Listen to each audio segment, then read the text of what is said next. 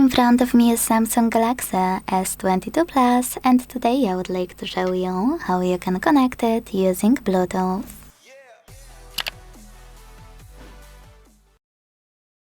Start by opening Settings and clicking on Connections. Now tap on Bluetooth on the left and activate it thanks to this switcher at the top right corner. When it's on, wait for available devices to show, and when they do, click on the one you wanna connect to.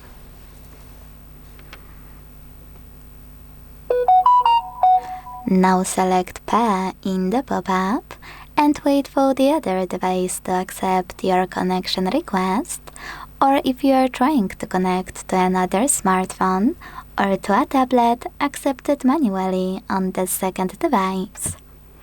Either way, my devices were successfully connected. To manage this connection, click on gear icon next to paired device. Check out all of those options here.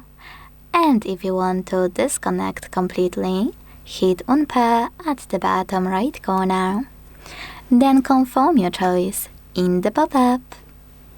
Thanks so much for watching. If you enjoyed this video, leave a like, comment, and subscribe. Bye!